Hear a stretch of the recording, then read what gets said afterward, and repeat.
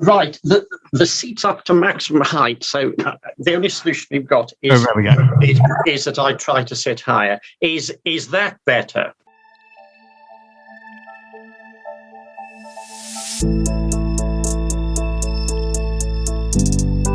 We're joined today by Michael Thrusfield, Professor of Veterinary Epidemiology at Edinburgh University, and we'll be discussing the 2001 foot and mouth outbreak and the role mathematical modelling played in it. The policies led to the total culling of more than 6 million cattle, sheep and pigs, and an estimated cost to the UK economy of £10 billion. Was this a necessary step, or was it needless slaughter based on fatally flawed predictions? It's a good time to look back on it. We're at the 20th anniversary of the foot and mouth outbreak. And so we'll look back on what happened and perhaps ask, were warnings heeded, and even could history be repeating itself? So welcome and thanks very much for joining us, Professor. Morning, thank you. And just before we go back to the beginning, I should say some of the names and terms in this podcast will probably be all too familiar to listeners. There's a few household names. There's Imperial College, mathematical modelling. Neil Ferguson's probably likely to pop up. These names are probably less well known in connection with foot and mouth, but as I say, we'll be coming to that. Perhaps we could start by going back to 2001. And could you remind us what happened at the beginning of the outbreak? Well, the outbreak began at the beginning of the year, and the first case to be identified, that is the index case, was identified in an abattoir in Essex on the 19th of February. When it happened, the usual tracing procedures that we adopt within the veterinary profession in the case of infectious diseases were applied. So all possible contacts and therefore sources with the abattoir were pursued. Initially, of course, it was the farms immediately surrounding the abattoir, but they drew a blank. So the net went wider to all possible contacts through the movement of pigs to the abattoir, because it was pigs that had the case on the abattoir. And the primary source, that is the primary case, was a pig farm in Northumberland at Headon on the Wall.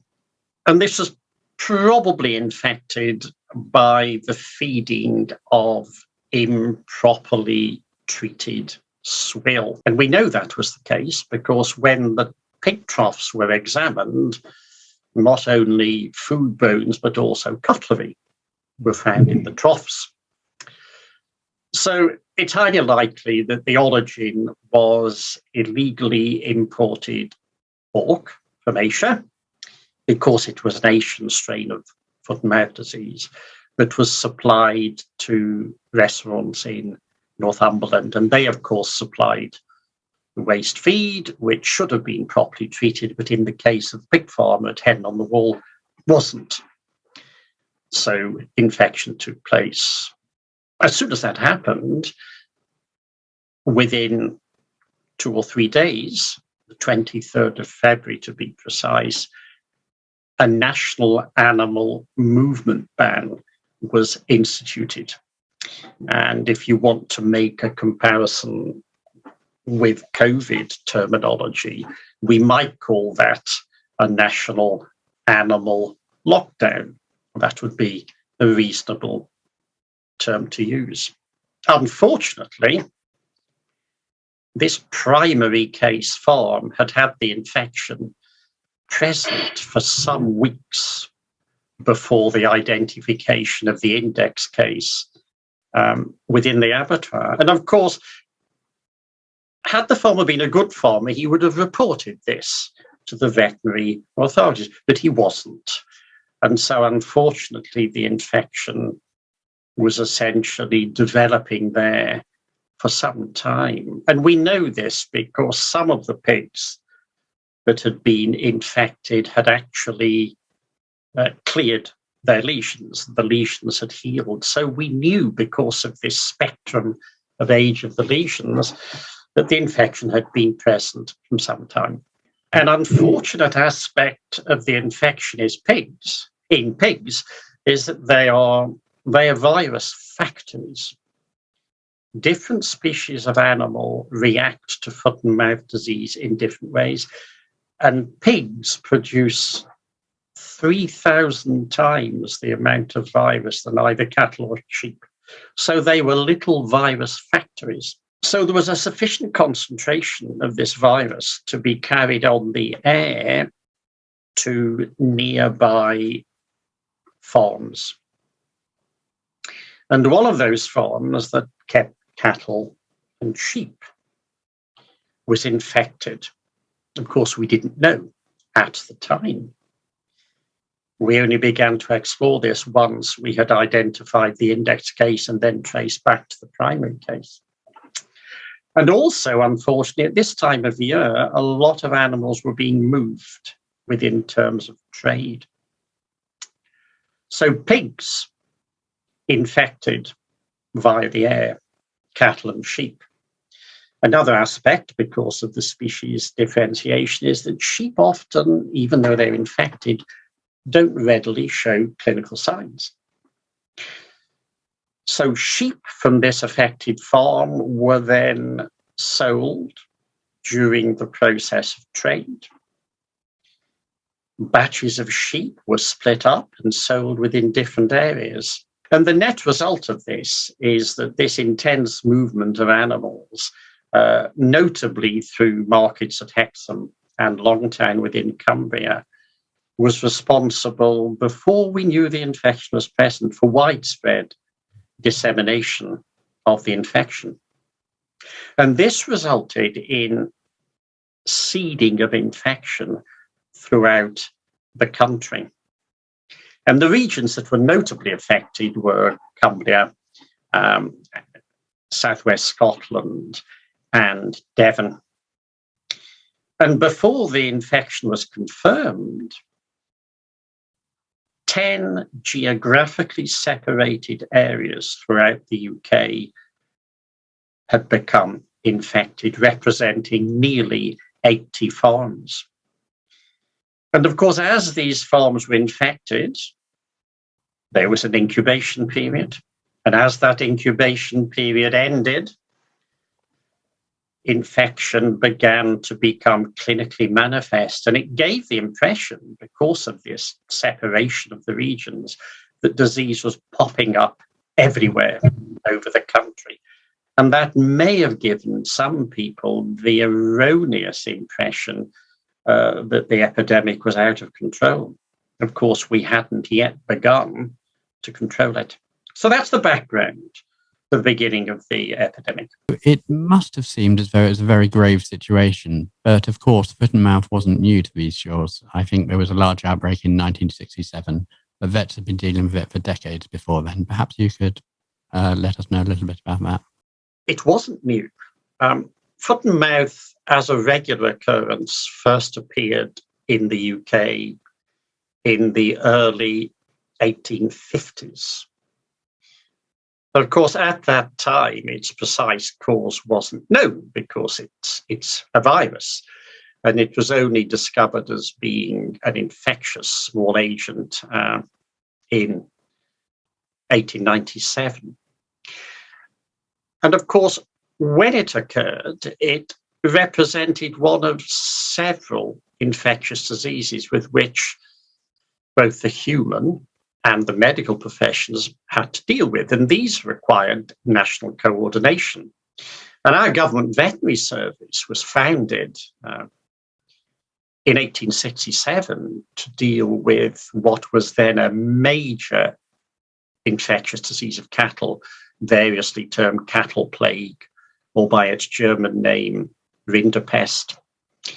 So the veterinary profession in the 19th century was dealing with a lot of infections, and curiously, Rinderpest, though it was eradicated from Europe, persisted around the world and was only globally eradicated 10 years ago.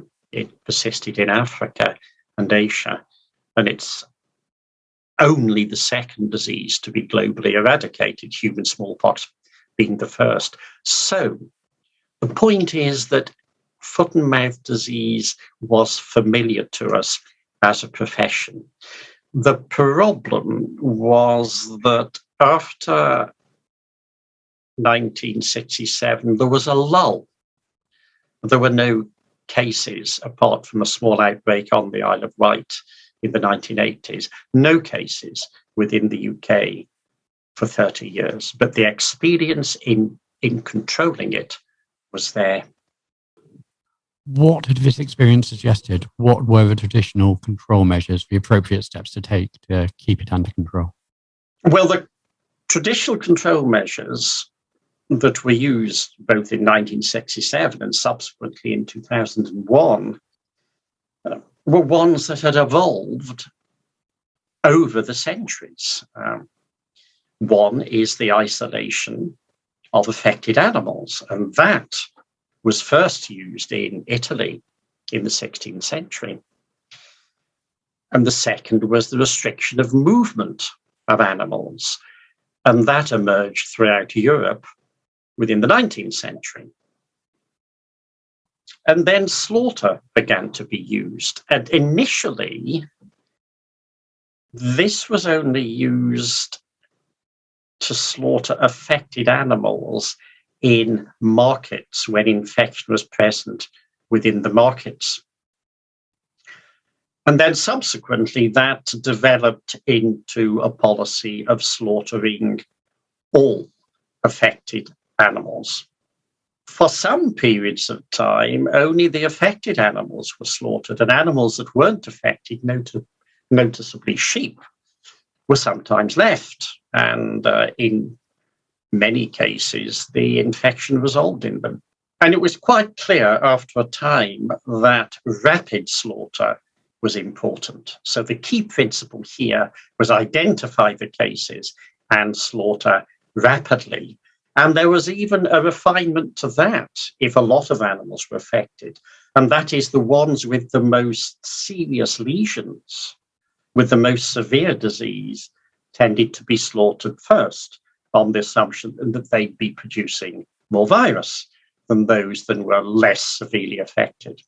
And then in the late 19th century, here within the UK, it became clear that it was necessary to identify animals that may have been in contact with affected animals and to slaughter them. And they were referred to as dangerous contacts. And these were judged by veterinarians. In other words, it was veterinary judgment that decided whether a group of animals constituted dangerous contacts.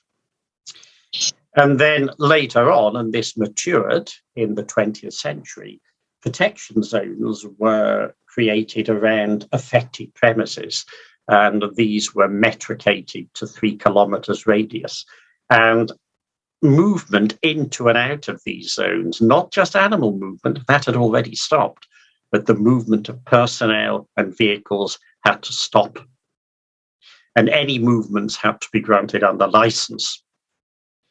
And then there was also around each of those a 10-kilometer surveillance zone where surveillance patrols were carried out to look to see whether infection was present within the area.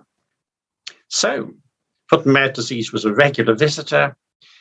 Traditional control measures developed over time. But of course, there was this 30-year gap between 1967 and 2001.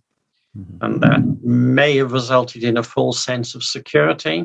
Certainly for a period of time during that period, I've been here at Edinburgh a long time, foot and mouth disease tended to be taught as an exotic disease, one that was only present overseas, which of course isn't strictly true. We just had not had it for 30 years. The virus quite likes cool, wet climates, and so it's quite happy here. Also, there'd been a reduction in the state veterinary service, so the manpower that was available had reduced over that period of time. So it sounds as though there weren't just measures in place, but fairly stringent and well rehearsed measures. But that all changed with the introduction of mathematical modelling. Can you tell me what difference that made to the approach? I can. It's worth giving you a brief background to foot and mouth disease models because they're not new.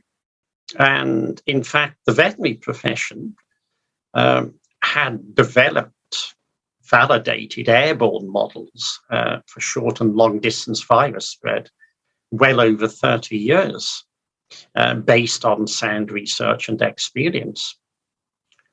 The problem in 2001 was that models that hadn't been validated were used to determine control policy. But suffice it to say that moving from using a model to explore characteristics of viruses using historical data from previous epidemic, which modeling groups had done, including the Imperial group, using data, for example, from 1967 here, and also outbreaks in Europe and Asia. Using them in this historical exploratory sense is quite different from using them during an epidemic to determine policy, because that is fraught with problems. In the case of 2001, the main group that was responsible for determining policy was the Imperial College Modelling Group. And the output from these models was really quite varied. First of all, it concluded that you needed to rapidly slaughter animals. Now, this wasn't new. In fact, our current chief medical officer, Professor Whitty, has said previously in his career that models are only of benefit if they add something novel beyond common sense. So the output that said that you need to slaughter animals quickly was nothing more than common sense honed by experience. Where the problem arose was the something novel within these models. And that novel conclusion was that models would be of value in determining an effective and necessary control strategy for the outbreak.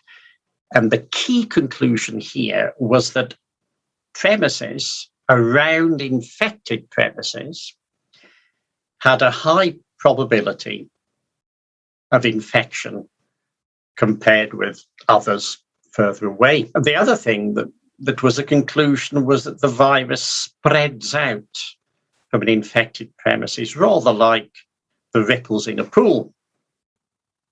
Therefore, it concluded that the only way that you could really effectively control the epidemic was by culling out, that is, slaughtering all of the animals on farms immediately adjacent.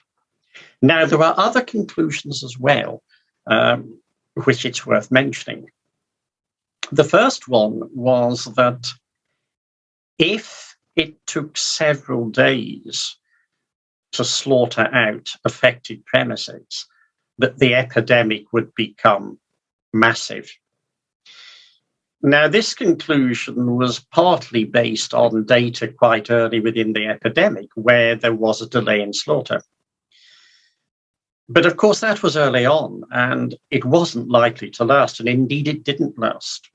So that prediction of a massive epidemic was an unrealistic one, because it was based upon the untenable assumption that the veterinary profession wouldn't get its act together and effectively slaughter. The other thing, which is possibly a curious coincidence, is that if one adopted this contiguous slaughter policy, the epidemic would be controlled before the imminent general election. So certainly you could argue that it was politically quite desirable as a control policy. One of the downsides, of course, is that such contiguous culling involved the movement of a lot of people around an infected premises. And from what I've said earlier, there should be no movement within a 3-kilometre distance. So the actual policy of implementing this contravened one of the standard control policies, namely restricting movement within 3-kilometre protection zones. A novel policy comes in which contradicts existing good practice. Why do you think so much weight was given to these models? And whose decision was it to bring it in? And what was the reaction amongst vets and their colleagues? They must have been slightly confused to have this new approach, or am I being unfair? Yes, I suppose the simple answer is that perhaps the modelers thought they might be of help. It did surprise us as a veterinary profession, because we'd been dealing with foot and mouth disease for well over 100 years, and we'd refined demonstrably effective control procedures. Therefore, to us, there was no need to assume that we needed help. And in fact, the control procedures that we used, which were used in 1967, were the subject of a commission, the Northumberland Commission, following 1967. And that demonstrated quite clearly that what we were doing worked.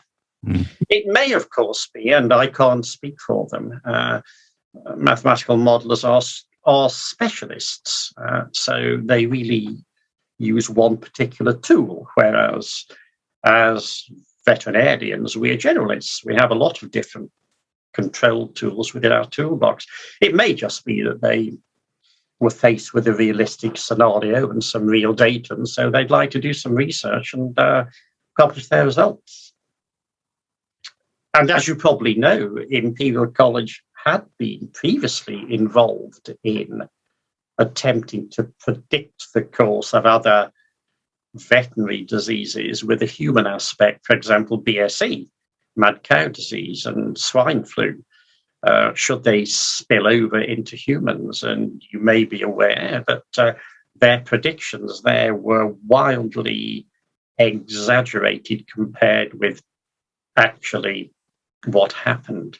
It may also be that because of this cryptic seeding of infection before the first case was identified to these 10 geographical foci, may have given the impression that we weren't effectively controlling it. Of course, we hadn't begun to. So that might have been a further temptation to begin to use models. The result of this was that, in fact, the decision-making process in 2001 was different than hitherto. Because previously, the State Veterinary Service alone undertook the control of foot and mouth disease. That changed in 2001. In 2001, the then chief scientist, Sir David King, oversaw a foot and mouth disease science group. And it had a very heavy bias towards mathematical modelers within terms of input to control. And the then Ministry of Agriculture chief scientist commented that a formally constituted advisory group would have a vastly different composition. So there was a tilt towards modelling. And that group reported to the Cabinet Office briefing room, which then began to determine policy decisions. And again, to many people, this seemed quite curious, because the Cabinet Office briefing room is really used to deal with national crises, such as insurrection and terrorism. So it seemed bizarre to many that it was beginning to take an interest in livestock rearing and farm economics. And the veterinary reaction to the model-driven contiguous cull was universally negative, both among veterinary practitioners who were at the coalface killing animals locally and nationally, and many went on the TV, and also by veterinary experts in foot and mouth disease. So There was overt public resistance to this preemptive contiguous culling policy, attempting to preempt the rippling out of infection. Veterinarians, including those at the foot and mouth disease laboratory within Imperial, did appear on the media expressing dissatisfaction and the lack of the scientific credibility of the models. Reactions from veterinarians and farmers in Cumbria was so severe that they just refused to undertake the contiguous cull. They wouldn't do it. And this was largely on the grounds that existing control procedures were known with years of experience to be adequate. And it's only as a result of the research that we conducted subsequently, and it took several years to demonstrate that the methodology of the models was flawed. Is it possible to put the consequences of a change of policy into numbers, into real terms? How many animals were culled unnecessarily? Yes, it's actually quite simple because the data are there out in the world and within the reports. Pure contiguous preemptive culling was responsible for well over 1 million deaths of animals. There were, of course, other deaths relating to infectious premise slaughter, but more than 1 million were slaughtered purely as a result of this contiguous cull policy. This was unnecessary because they were healthy. So what were the human costs to both you and your colleagues and also to the farming industry as a whole? Well, of course, quite correctly, costs are not just financial. And we're aware of the financial costs to the farming community, well over £3 billion. And of course, the costs to tourism and so on, and trade. But it's the intangible human costs which are related to the psychological effects associated with slaughtering animals. In the case of farmers, it's not just the loss of their stock with whom they have close relationships. It's the psychological trauma of seeing this happen. And even though they were financially compensated, the psychological effects are not negated by financial compensation. In the case of veterinarians, of course, we realize as a profession that the slaughter of animals with highly transmissible infectious diseases is necessary. The year before the foot and mouth disease outbreak, that is 2000, we were involved in a slaughter policy to control swine fever within the UK. So it isn't new when we realize we have to do it. We don't like doing it, but it's still psychologically disturbing.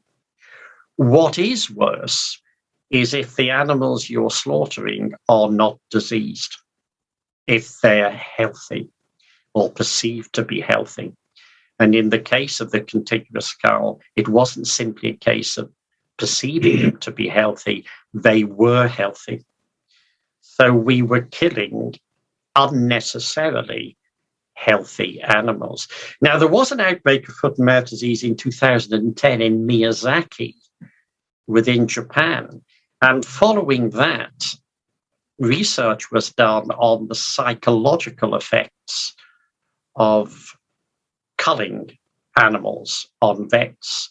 And the conclusion that the psychologists came to was that this was quite pronounced when it involved the slaughter of healthy animals.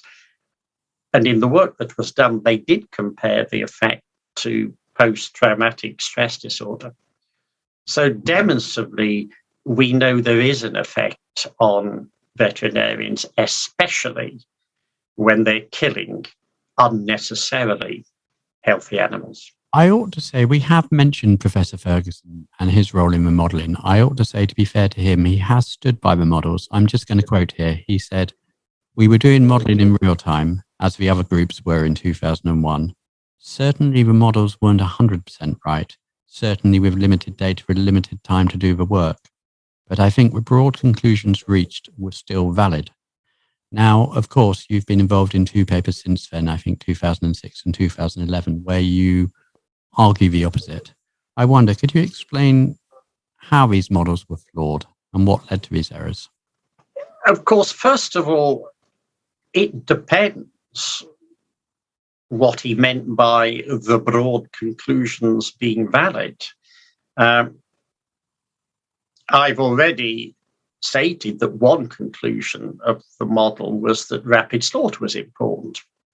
I have no problem with that, but we knew that anyway.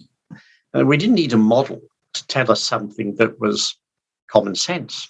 A further prediction that was fantastical, really, was that the model predicted that there'd be thousands of farms affected per day if slaughter was slow. Now, of course, that could never be judged because it was an unrealistic scenario, which would have never happened anyway. As I pointed out, we sped up slaughter very, very quickly. The real issue concerned the preemptive contiguous cull and the conclusion that it was necessary to bring the epidemic under control. That was wrong.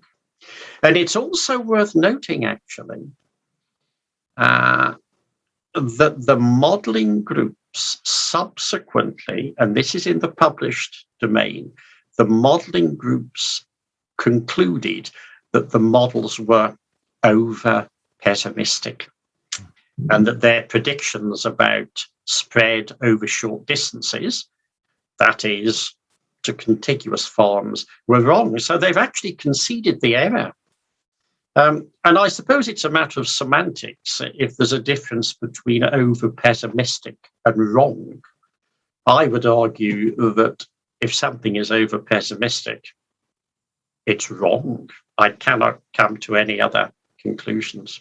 We have known for years that different strains of foot and mouth disease are almost different viruses within the sense that they behave differently.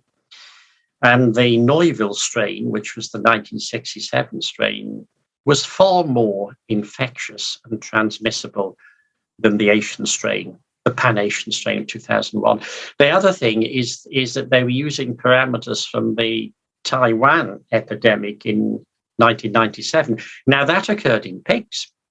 Now, you'll recall I mentioned earlier, pigs produce 3,000 times the amount of virus compared with cattle. So it's different. They also drew conclusions about the incubation period, and it was shorter than we know it to be.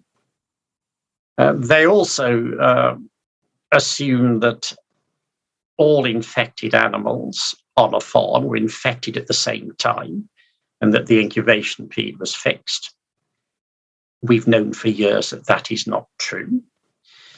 They also concluded that farmers became infectious within 1 to 2 days after infection. That isn't. Certainly the shorter periods are not true on average. They also assumed that the transmission parameters were constant, and we know that is not true. We've known since 1967 that you get epidemics within herds, that the infection moves through a herd in much the same way as it moves through the population. It isn't constant. They also assume that animals became infectious 5 days before clinical signs developed. That isn't necessarily the case. And they also assume that when an animal was infected, it was maximally infectious till it was killed. That isn't true. We have known for many years that infection waxes and wanes within animals over time. The sort of virus fulfilling those parameters is an Armageddon virus in the way it would behave. It's not the virus of foot and mouth disease in 2001. Also, they didn't differentiate between different species. And clearly, from what I've said, if it's a pig herd, it's far more potentially dangerous than if it's a herd of cattle or a flock of sheep. And they also relied very heavily on possible transmission on the contact tracing data from MAF, which became DEFRA actually during the epidemic. And that was poor. The quality of that data was poor. So that's the errors. And it took some time, but it was fairly straightforward to refute the contiguous cull model. The epidemic in Dumfries and Galloway was under control nearly a fortnight before contiguous culling began. And in the rest of the country, it was a few days later, around the 21st of March. And of course, within Cumbria, there was no contiguous culling. The clearest example of this is the primary case, that is the pig farm in Northumberland. Because when the veterinary specialists initially visited it, it was quite clear that some pigs had new signs and others had old, healed lesions. So we knew, even from the primary case, that infection moved through herds. It wasn't universally maximal right at the beginning of infection. At the beginning of an epidemic, clearly we're just beginning to crank up control. Biosecurity will not be as good at the beginning as we move through the epidemic and improve our biosecurity procedures. So all of these things vary, but the model said they didn't. And we also knew from our subsequent research that much of the spread was not associated to being contiguous. It was as a result of longer distance spread by vehicles. And as I mentioned earlier, the modelers had subsequently confirmed that this was an error within their models. And we've also shown that the efficiency of identifying dangerous contacts was very, very high. And this is something, again, that's emerged over time as we've understood more about foot-and-mouth disease. The other thing that's actually, in a way, rather sad is that when we were looking at the profile of contiguous culled cattle, none of them was showing signs of infection. Now, one could argue, and this was argued by the modelers, that they were infected, but we didn't know they were infected because it was during the incubation period. Now, that's superficially a pretty difficult thing to refute, but the incubation period is on average 5 days, 5 to 7 days. Because of delay in slaughter, some of these contiguous farms were slaughtered weeks after the infected premises that may have infected them. So clearly, if they were slaughtered weeks afterwards and with an incubation period of, on average, they'd have been showing signs, but they weren't. They were all clear. So there's a substantial case refuting this. And also, if we look at Cumbria, you'll recall that I said that the resistance to the cull was so great that people refused to do it. The epidemic peak for Cumbria was basically the same as the rest of the country. And there was no contiguous culling. So it seems the result of this has been healthy animals slaughtered, and perhaps as a basis of poor data being put into the models or a lack of understanding. And you said in 2006 in one of your papers that the UK experience provides a salutary warning of how models can be abused in the interest of scientific opportunism. Could you possibly expand on that? Yes, well, I've mentioned earlier the temptations that may be faced by modelers within the face of a real epidemic to take part in or interfere in, choose whatever word you wish, an active control program. The abuse relates to their inappropriateness. It's their inappropriateness that we have to judge. And it's that allows us to determine whether they may be dangerous when they're used. I'm just going to refer to a paper written in 2015 where the following was written. The tendency of some modelers to present themselves as scientific predictions of the future rather than models does not help. Models are widely used in government, and some models arguably have too much influence. And again, the author of that quote was the CMO, Professor Chris Whitty. I think it's clear models do have a role to play, but perhaps in a different way. How would you suggest we could improve the use of modelling? Well, first of all, Professor Whitty is absolutely correct in saying that models are sometimes presented as future predictions, but models are not facts. I think this is something that perhaps the general public, and I don't know, possibly politicians too, might not fully appreciate. They're not facts, they're theories. Usually, when they are new models developed in the face of an epidemic, they're untested. So that's the problem. There are other problems as well. There's a belief among some that numbers have an air of intellectual superiority. If you're numerate, you must be clever. And also, there may be the impression that all numbers pose as true. I think this is commonly the case when numbers are quoted within the media. If a number's quoted, a lot of the public will just believe it's true. And of course, it's not.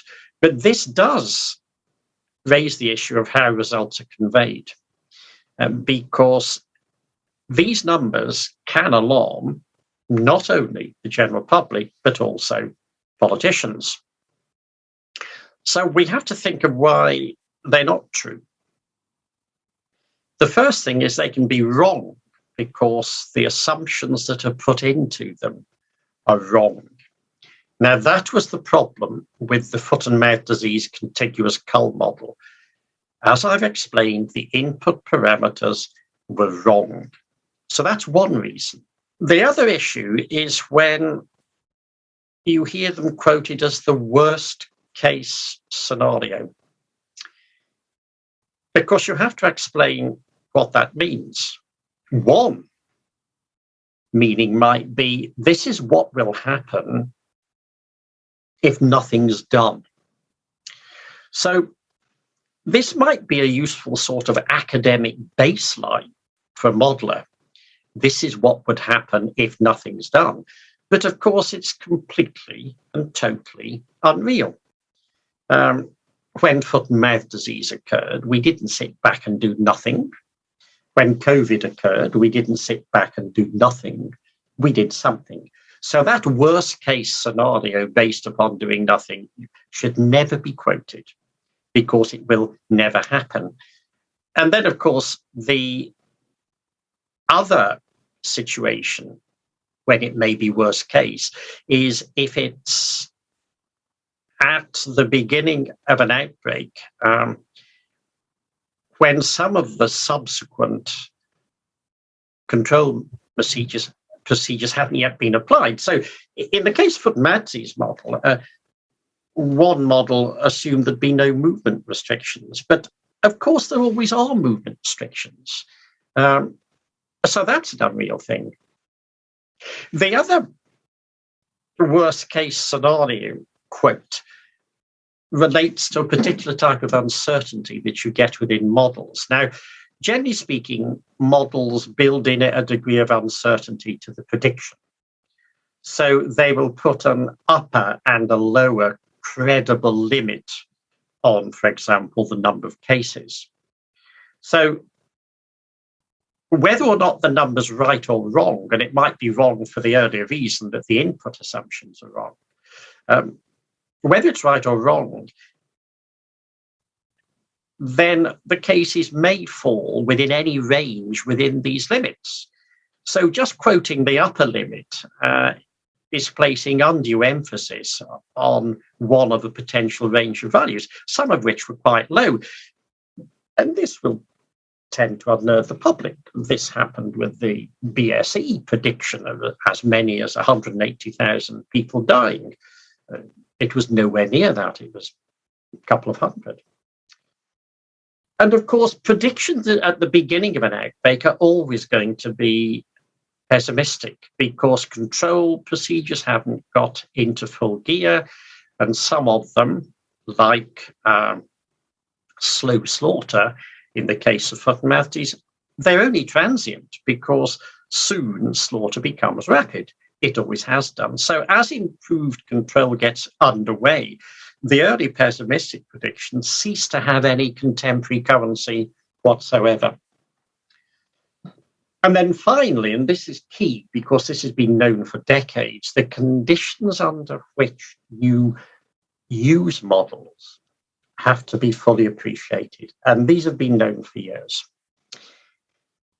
If you don't know much about, say, a virus, and your data quality is poor, the only thing you should really use a model for is to explore hypotheses and theories, say, about disease transmission.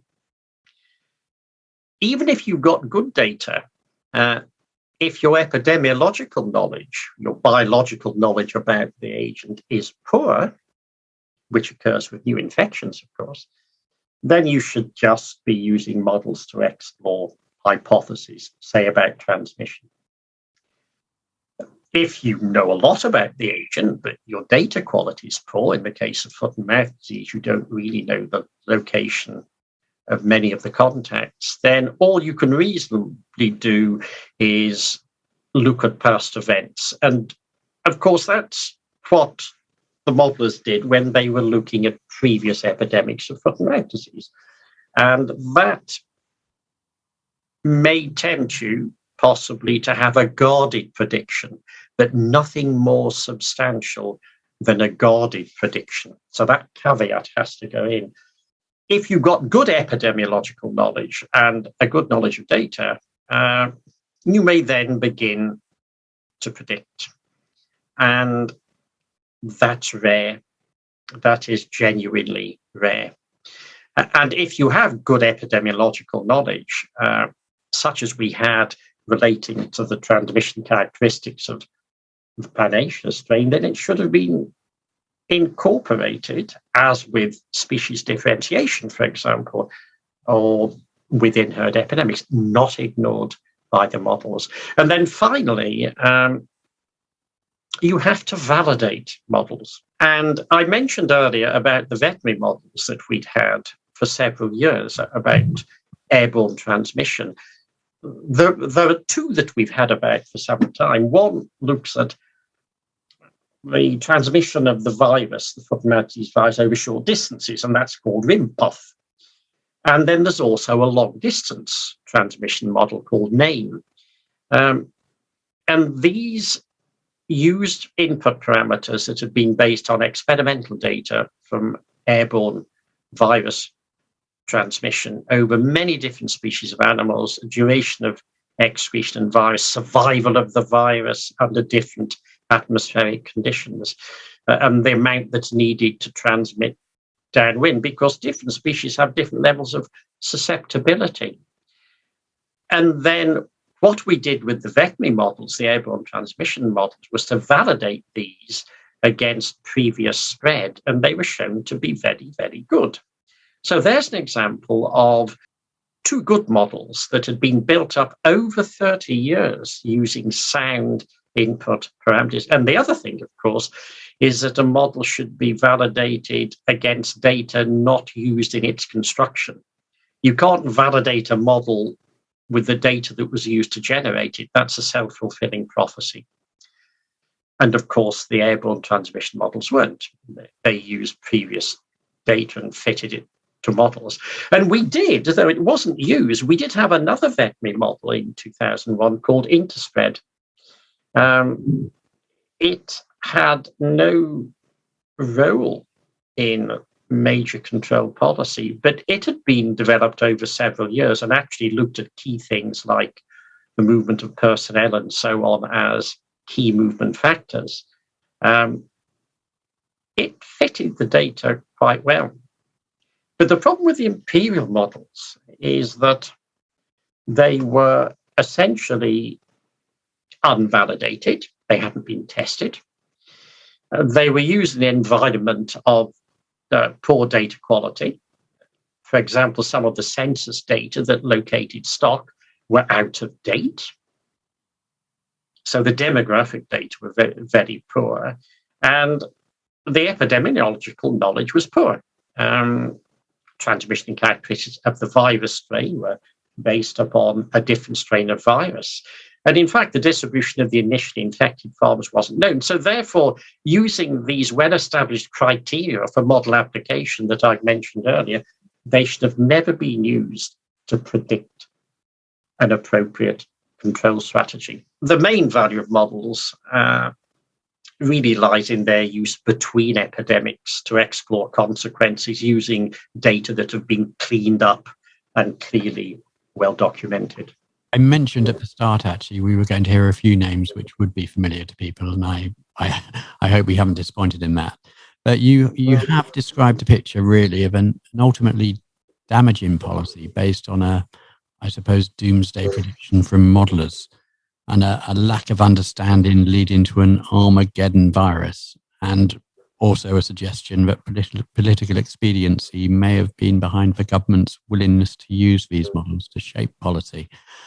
Of a risk of putting you on the spot, does it strike you, given the events of the last 16 months, perhaps lightning has struck twice? First of all, foot and mouth disease is a well understood virus. I would say it's the best understood animal virus.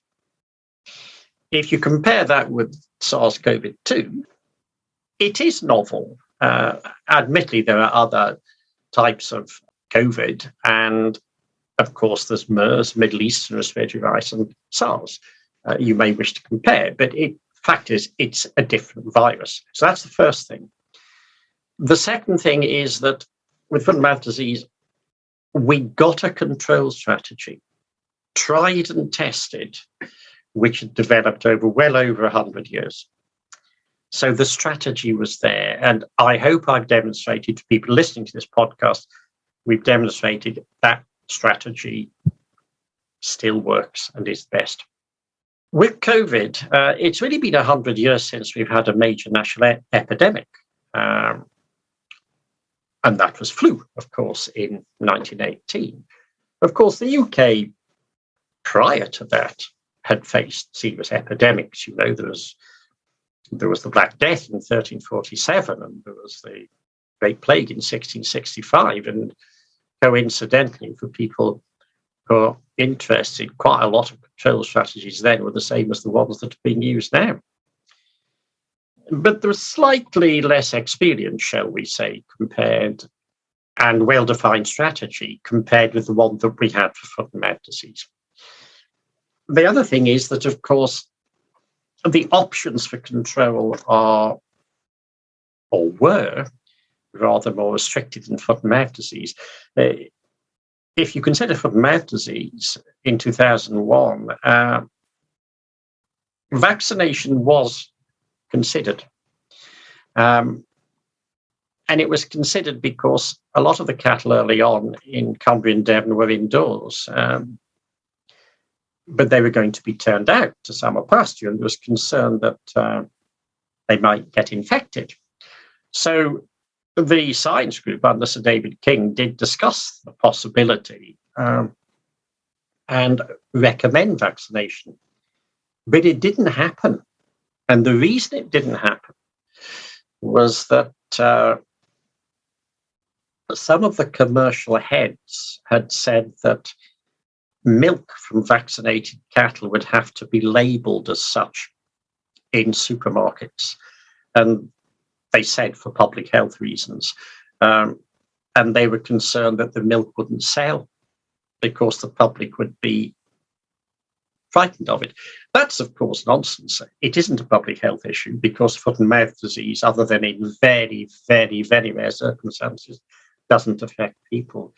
The other thing is, at the risk of not driving people away from the supermarket, cattle are vaccinated against other things routinely, but their milk isn't labelled. So, there was a vaccine, but it wasn't used. With COVID at the beginning, there was no vaccine. So that limited strategy. And the other thing that I need hardly say is that our main strategy, slaughtering affected animals, clearly is not a policy decision in human coronavirus. So there were limitations to what strategies were available. But still, they had to be considered. Also, in foot and mouth disease, the controversy over models was largely between two schools of thought. One of those schools of thought comprised the modelers.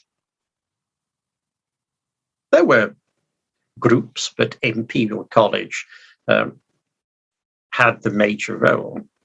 That was one school of thought, and the other school of thought was us, was the veterinary profession and veterinary experts. Now, with COVID, it's rather more complicated.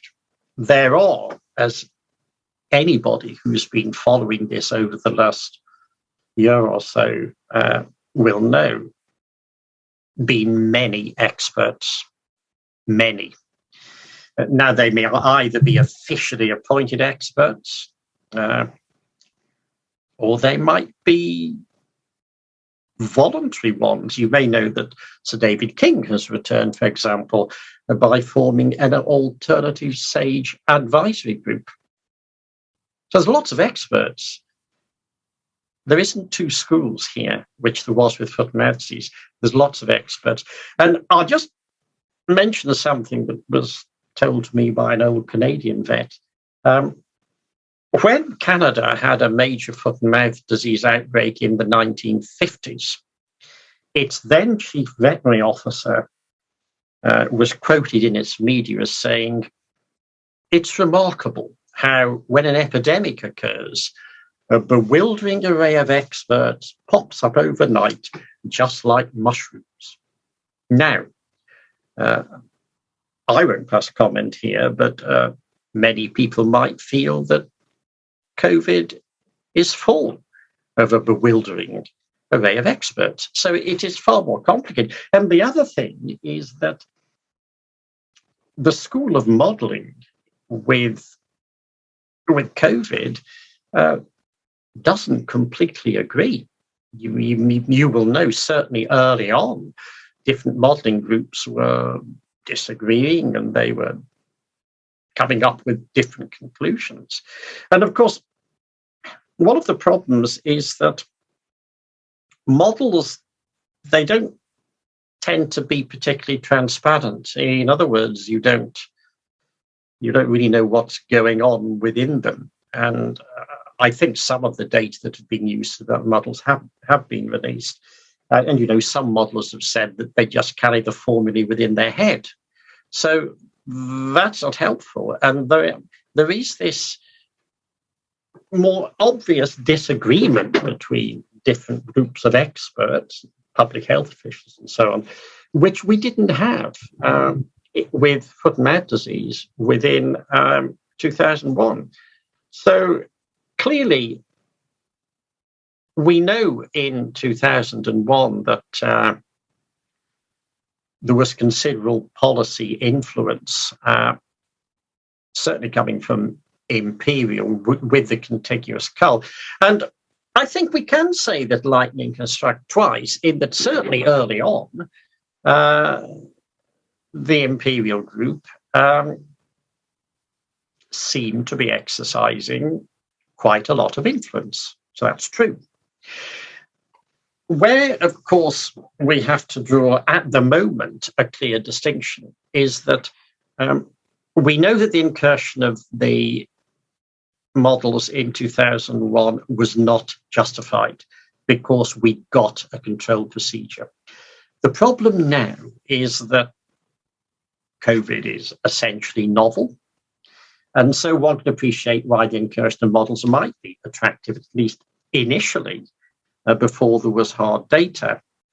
As far as COVID is concerned, well, I don't have a crystal ball, and whether or not the models were wrong or imprecise is only likely to come to light when the multiple inquiries that are bound to follow this epidemic will take place.